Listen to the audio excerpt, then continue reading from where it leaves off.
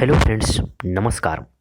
मैं मानरूप कुमार, एक बार से फिर से स्वागत है मेरा अपना चैनल मानरूप कुमार पे। तो फ्रेंड्स, आज का ये जो वीडियो जो होने वाला है, AITT जो अप्रेंटिस में क्वेश्चन जो आता है उसी के आधार बनाकर जो VVI क्वेश्चन होगा उसको हम एक एक करके हल करेंगे। ये क्वेश्चन बहुत ही महत्वपूर्ण होने वाला है। इसको आप वीडियो को लास्ट तक देखिएगा, धैर्य से देखिएगा, अकबकाहट में नहीं देखिएगा। ये नहीं कि 2 मिनट देखें और फुटुक शोर बढ़ा दिए, ऐसा नहीं होता।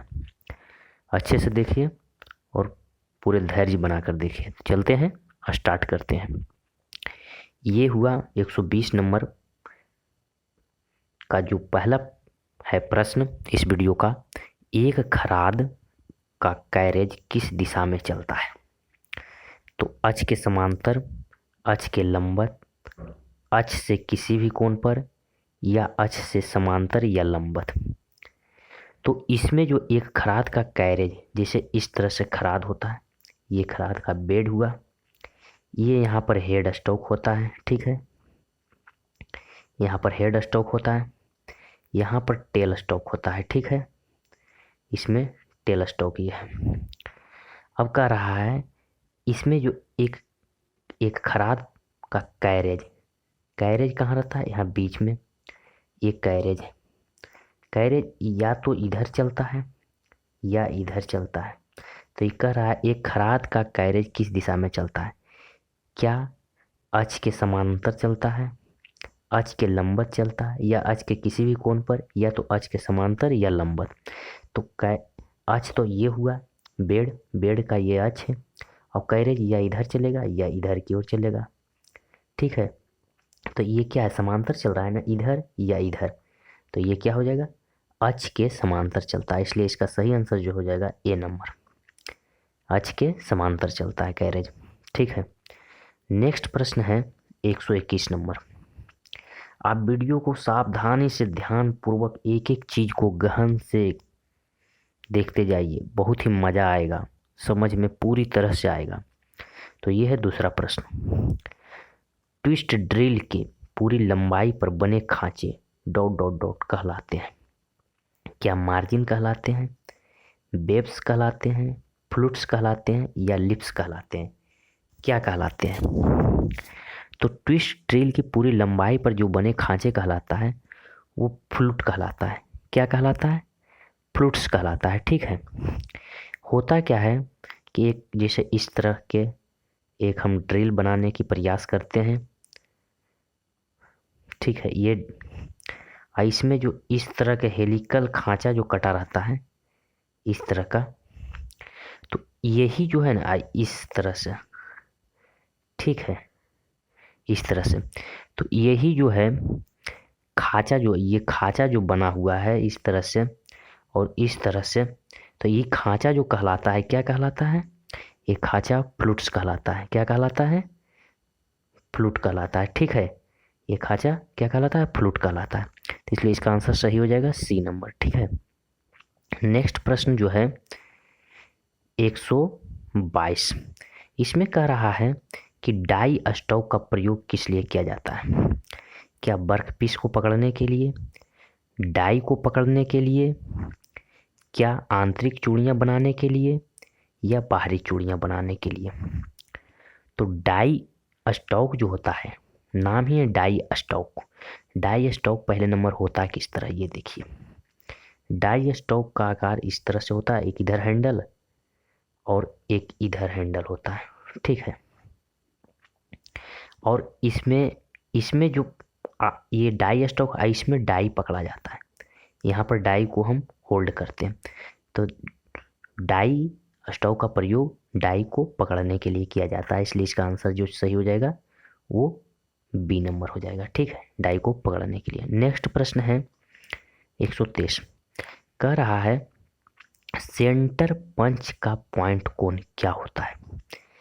30 डिग्री, 45 डिग्री, 60 डिग्री, 90 डिग्री। तो सेंटर कोण पंच का जो पॉइंट कोण होता है वो 90 डिग्री होता है। ठीक है, 30 डिग्री जो होता है वो किसका होता है? प्रिक पंच का होता है। किसका होता है? प्रिक पंच का होता है। और 60 डिग्री जो होता है वो किसका होता है? डॉट पंच का होता है।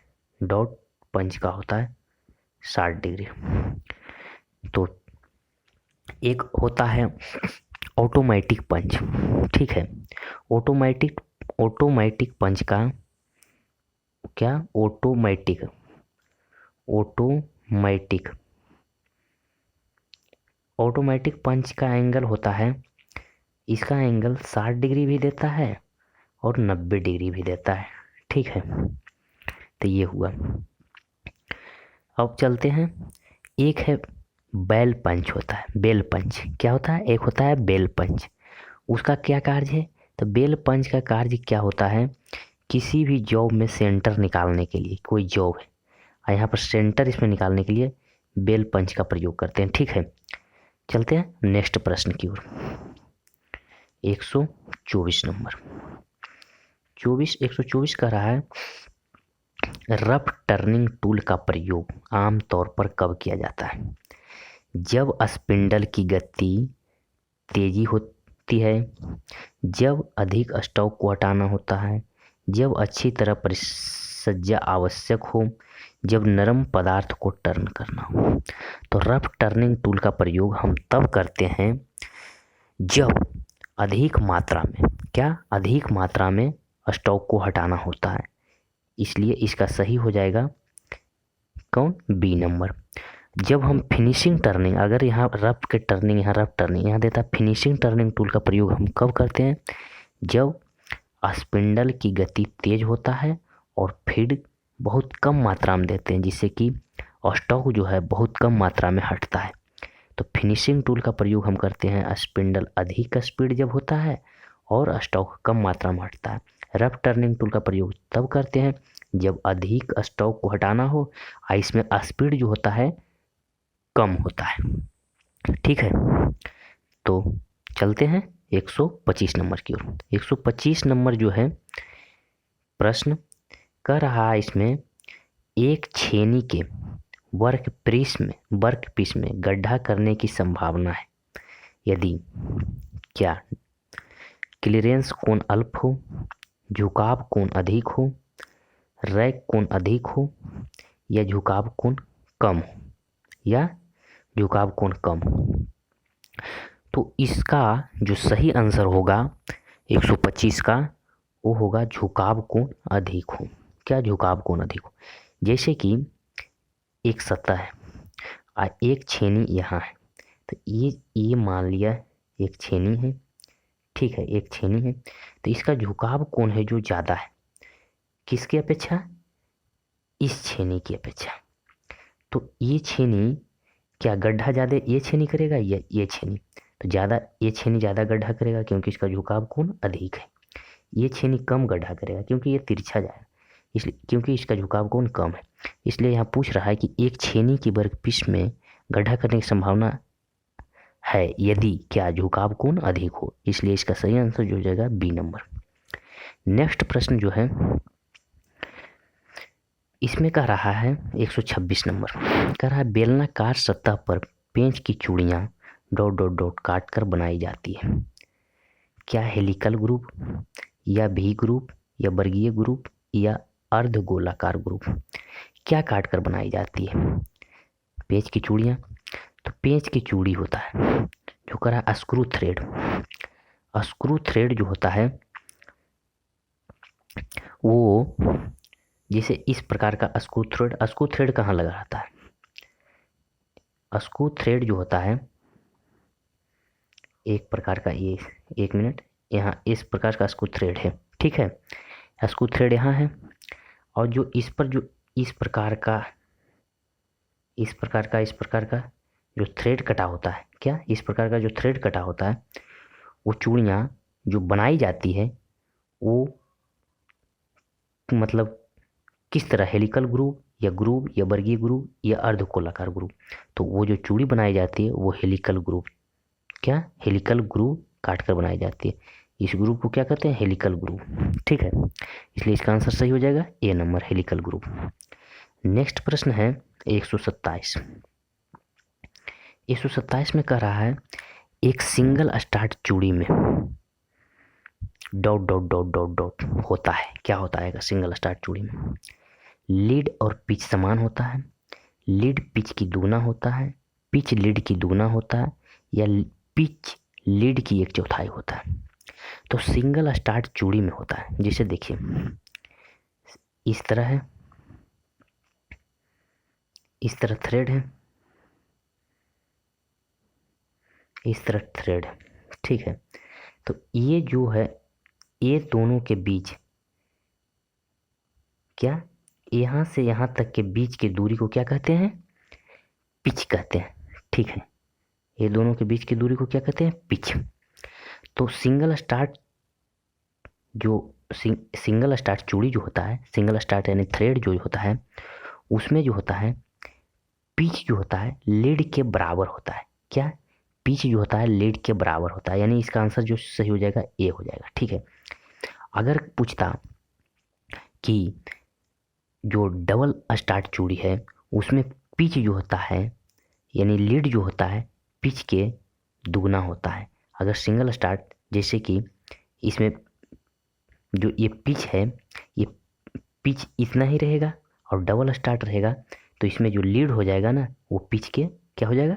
दुगना हो जाएगा। ठीक है, अब पूछेगा कि अगर जो सिंगल स्टार्ट चूड़ी जो हम लोग आम कार्यों में जैसे कि जो बोल्ट है और नट है उसमें क्या होता है? सिंगल स्टार्ट चूड़ी कटा होता है, उसमें लीड और पिच दोनों समान होता है। जबकि हम बोतल के जो ढक्कन में देखते हैं उसमें डबल स्टार्ट चूड़ी होता है। डबल स्टार्ट चूड़ी का प्रयोग हम करते हैं किसी भी ऑब्जेक्ट को फास्ट खोलने या कसने के लिए करते हैं। ठीक है, तो बोतल जो हम देखते हैं एक बार घुमाते हैं फटाक से कसा जाता है और तुरंत खुल जाता है, बोतल का जो ढक्कन होता है, इसलिए उसमें क्या होता है? डबल स्टार्ट चूड़ी होता है। तो इस तरह से आपको अच्छी तरह समझ में आ गया होगा कि एक सिंगल स्टार्ट चूड़ी में लीड और पिच समान होती है। ठीक है, और अगर पूछता डबल स्टार्ट चूड़ी में, तो जो पिच होगा, जो लीड होगा वो पिच के, जो लीड होगा वो पिच के दुगना होगा, जो लीड होगा वो पिच के दुगना होगा। ठीक है, नेक्स्ट प्रश्न 128 नंबर क्या कह रहा है? सबसे कठोर कटाई उपकरण पदार्थ डॉट डॉट है। तो सबसे कठोर जो है कटाई उपकरण पदार्थ कौन है? क्या सिरामिक या सरमेट या हीरा या सीमेंटेड कार्बाइड? तो इसमें सबसे कठोर कौन है? तो इसमें सबसे कठोर जो है वो हीरा है। कौन है? हीरा है। सबसे कठोर पदार्थ कौन है? सबसे कठोर उपकरण, कटाई उपकरण है हीरा है। ठीक है, अब नेक्स्ट प्रश्न की ओर चलते हैं। नेक्स्ट प्रश्न इसमें कह रहा है 129 नंबर। 129 नंबर कह रहा है ग्रेफाइट एक डॉट डॉट डॉट होती है। ग्रेफाइट एक क्या है? तरल स्नेहक है, अर्ध ठोस स्नेहक है, ठोस स्नेहक है या अर्ध तरल स्नेहक है? तो जो ग्रेफाइट है वो ठोस स्नेहक आता है। ठीक है, ये क्या है? ठोस स्नेहक। ग्रेफाइट का यूज हम कहाँ करते हैं? ग्रेफाइट का यूज हम जो लेथ का बेड होता है उस पर हम करते हैं। ठीक है, उस पर स्नेहक करने के लिए हम ग्रेफाइट का यूज करते हैं। तो इस बेड पर जो यूज होता है, लेथ के बेड पर, वो क्या होता है? ठोस ग्रेफाइट का यूज होता है। ठीक है, ग्रेफाइट नामक स्नेहक का यूज होता है।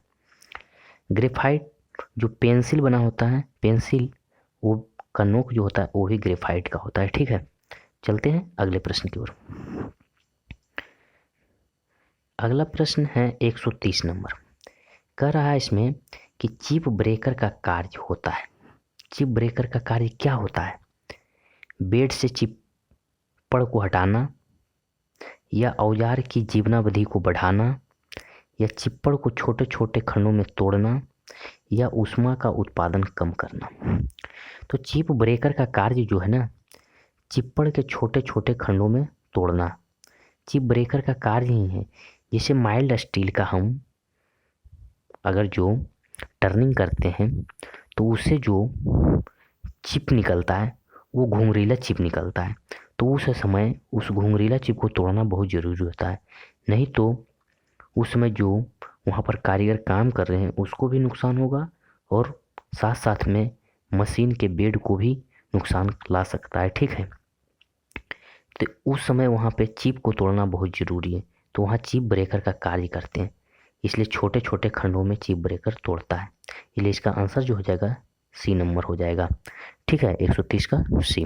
नेक्स्ट प्रश्न है, नेक्स्ट का रहा 131 नंबर। इसमें है कि एक खराद उपकरण का फ्रंट क्लीयरेंस कोण 8 डिग्री और बैक रैक कोण 15 डिग्री है, तो इसका बेज कोण क्या होगा। तो फ्रंट क्लीयरेंस कोण 8 डिग्री, ठीक है, और बैक रैक कोण क्या है 15 डिग्री। तो 90 में से ये माइनस कर देंगे इतना, तो जो आएगा उसका ये क्या हो जाएगा, बेज कोण हो जाएगा, बेज कोण। ठीक है, तो 90 माइनस क्या हो जाएगा 15, 5 20 3 23, 15 8 23 बराबर क्या हो जाएगा 67 डिग्री। 67 डिग्री जो हो जाएगा वो बेज कोण हो जाएगा। ठीक है, क्या हो जाएगा 67 डिग्री बेज कोण हो जाएगा। तो नेक्स्ट प्रश्न है 132। 132 कह रहा है यहाँ,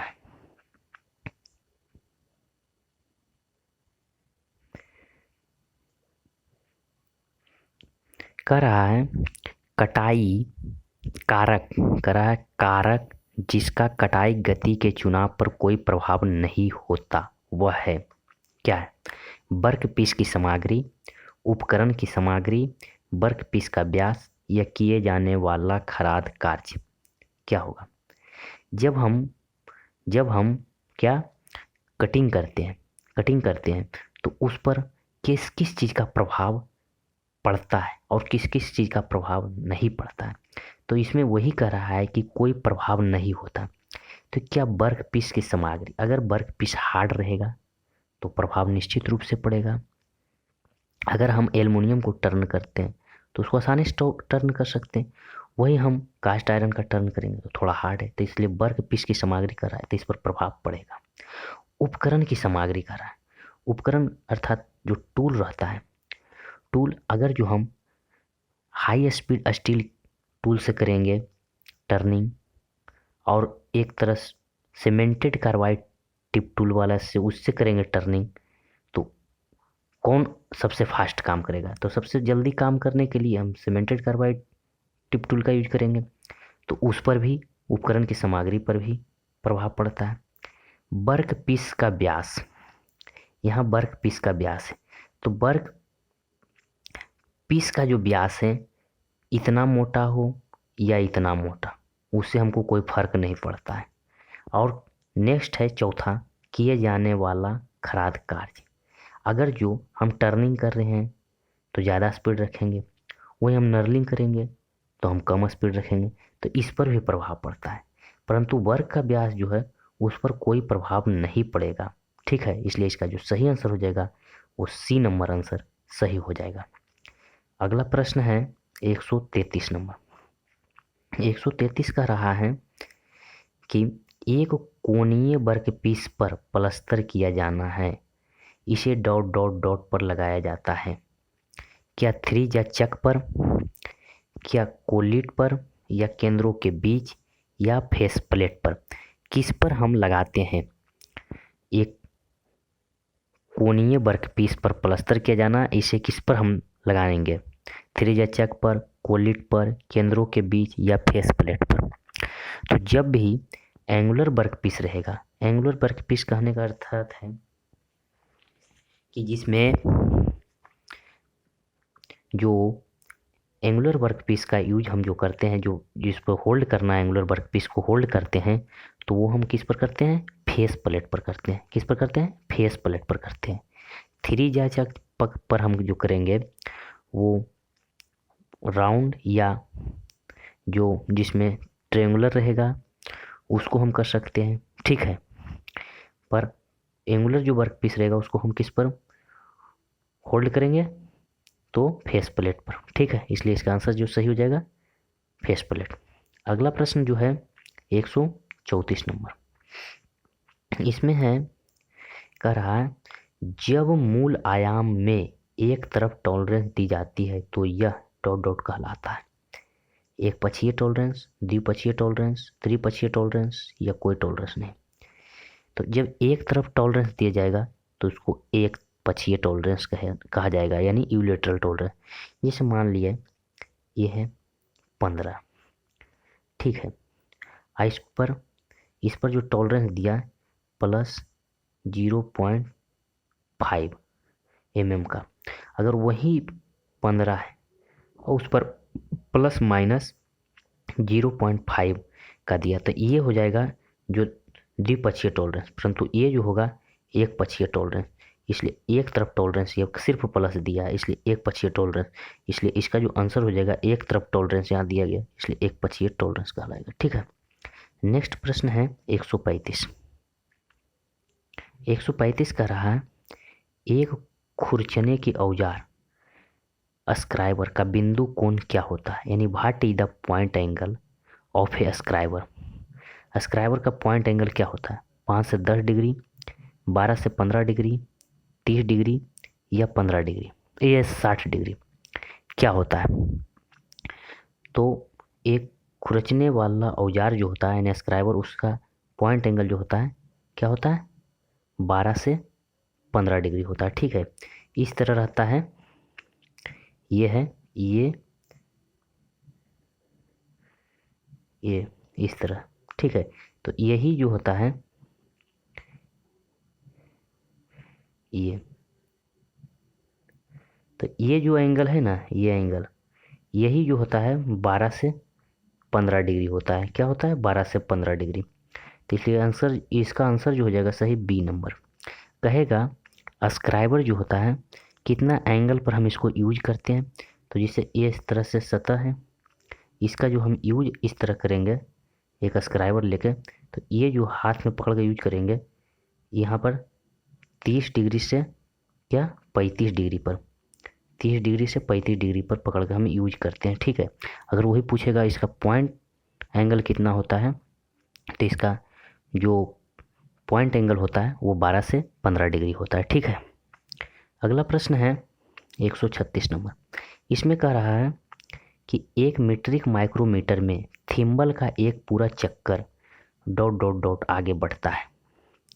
क्या 0.01 mm या 0.25 mm या 0.5 mm या 1 mm क्या होता है। मीट्रिक माइक्रोमीटर का थिम्बल जब एक चक्कर लगाता है तो कितना mm बढ़ता है, तो इसका सही आंसर हो जाएगा 0.5 mm। जैसे कि इस प्रकार का क्या होता है, इस प्रकार का कह सकते हैं, यहाँ पर और यहाँ पर ये इस तरह का माइक्रोमीटर होता है, ठीक है। ये फ्रेम होता है, ये एनविल होता है, इसमें नीचे स्पिंडल लगा होता है, ऊपर के भाग को हम क्या कहते हैं, बैरल कहते हैं, और इसमें जो लाइनिंग कटा होता है उसे स्लीव कहते हैं। बैरल या स्लीव एक ही है। और इधर क्या होता है, रिचेट स्टॉप, और ये होता है यहाँ पर थिम्बल। क्या होता है यहाँ पर थिम्बल।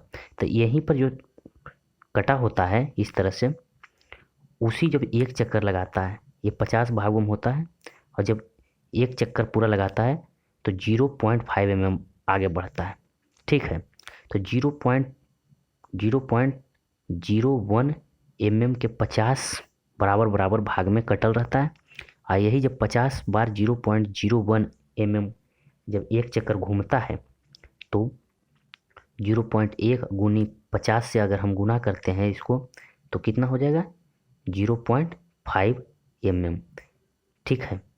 तो ये एक चक्कर जब लगाता है तो यही 0.5 mm जो आगे बढ़ता है, ठीक है।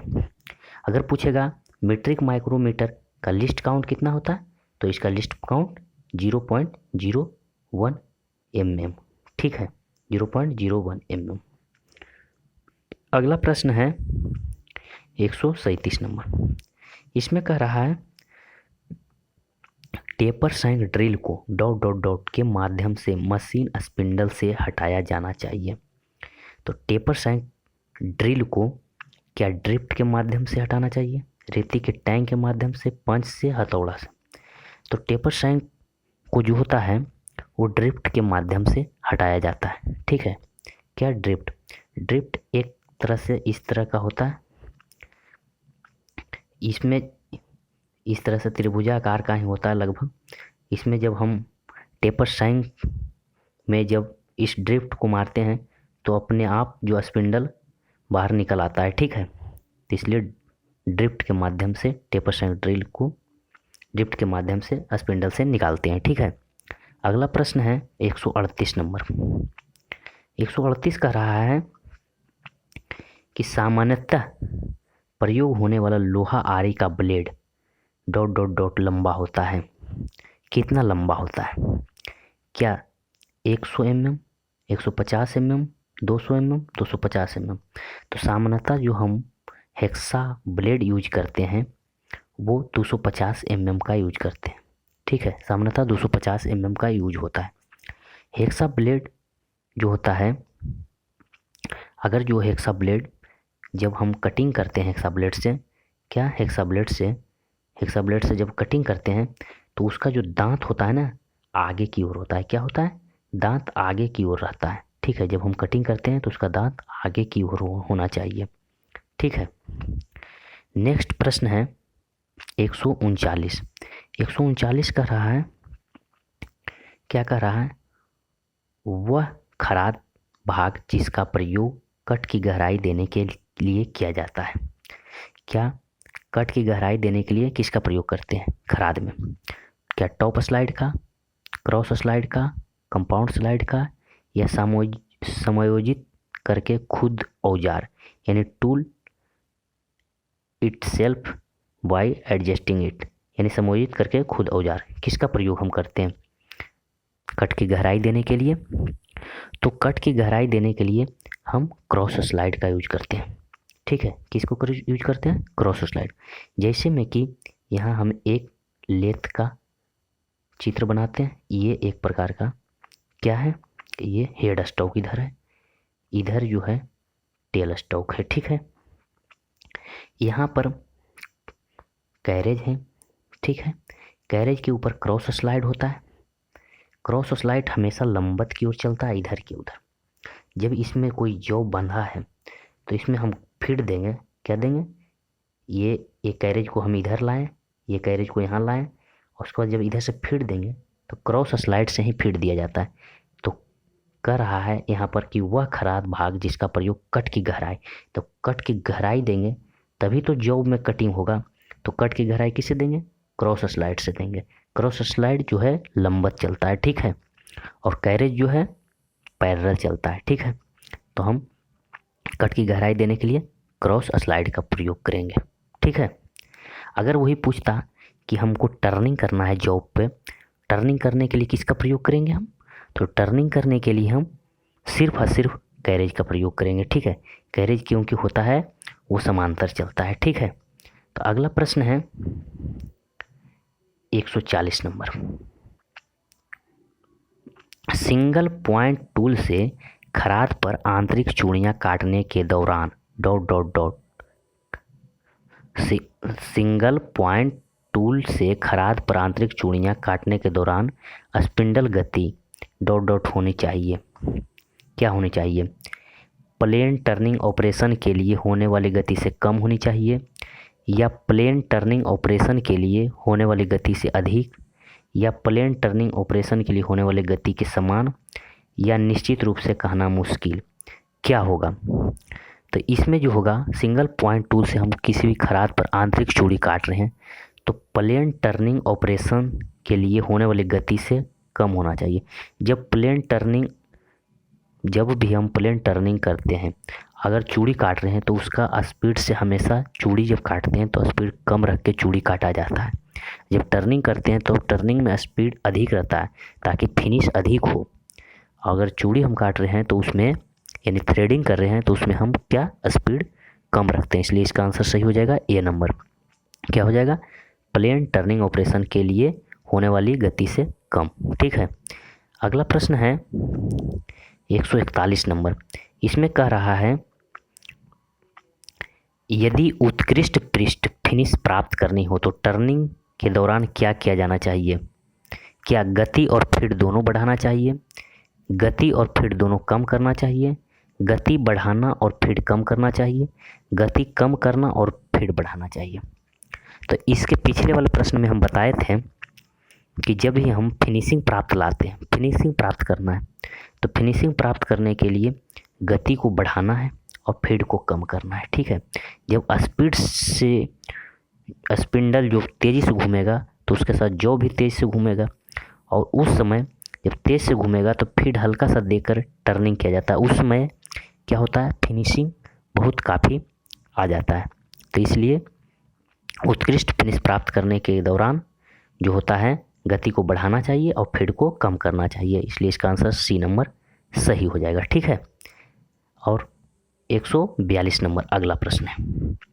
142 नंबर कह रहा है इनमें से कौन सा एक अर्ध तरल स्नेहक है? अर्ध तरल स्नेहक कौन है? क्या है? ग्रीस है या ग्रेफाइट है या लौड तेल है या कैस्टर तेल है? कौन है जो कि अर्ध तरल स्नेहक है? तो अर्ध तरल के मतलब है ना तो तरल और ना ही ठोस, तो अर्ध तरल इसमें ग्रीस होगा। ठीक है, ग्रेफाइट जो है ठोस स्नेहक है जबकि ग्रीस जो अर्ध तरल स्नेहक है, इसलिए इसका आंसर जो हो जाएगा ए नंबर सही हो जाएगा। ठीक है, अब अगला प्रश्न है 143। 143 नंबर का रहा है इस्पात पैमाने की रीडिंग सटीकता डॉट डॉट होती है, यानी कि the reading accuracy of steel rule is. Steel rule का एक्यूरेसी क्या होता है? इसके कहने का अर्थ है कि स्टील रूल का लिस्ट काउंट भी क्या होता है। स्टील रूल न्यूनतम कितना mm तक माप दे सकता है? क्या 1 mm तक या 0.5 mm तक या 0.2 mm तक या 0.05 mm तक? तो स्टील रूल जो होता है 0.5 mm तक न्यूनतम रीडिंग दे सकता है, या अगर जो हम इसको इंच में बताएं तो 1/64 इंच है, 1/64 इंच तक दे सकता है। ठीक है, 0.5 mm या 1/64 इंच तक। तो जो स्टील रूल का लिस्ट काउंट या इसकी रीडिंग की सटीकता जो होता है वो 0.5 mm या 1/64 इंच होगा। ठीक है, अगला प्रश्न है 144 नंबर। 144 नंबर कह रहा है कि बाहरी चूड़ियाँ काटने के लिए प्रयोग होने वाला औजार है। बाहरी चूड़ी किससे काटते हैं?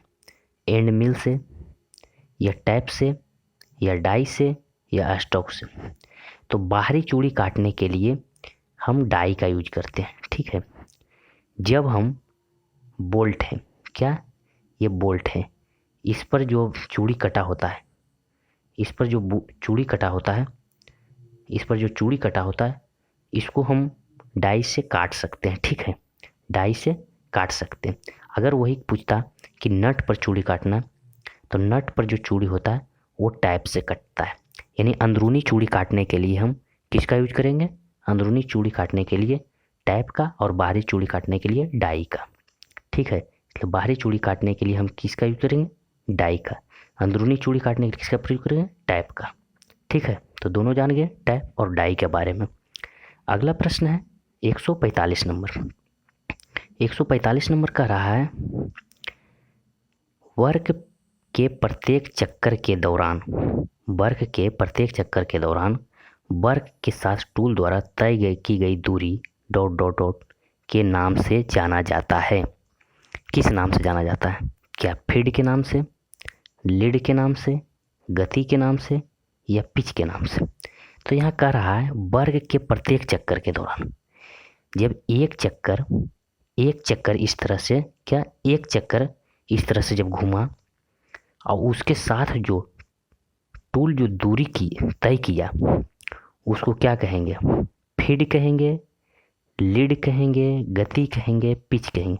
तो जब एक चक्कर के दौरान वर्क के साथ टूल जो दूरी तय करता है उसको हम फीड कहते हैं। क्या कहते हैं? फीड कहते हैं।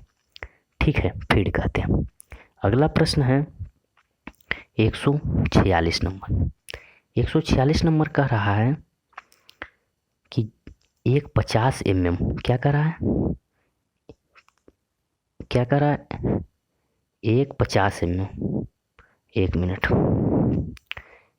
ये नोमेरिकल है, कर रहा है एक 50 mm, क्या एक 50 mm की बार को 25 mm प्रति मिनट की गति पर एक खराद पर टर्न ऑन किया करना है।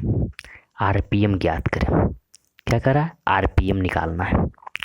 ठीक है, तो एक 50 mm बार है, यानी जिसको लंबाई है वो कितना है?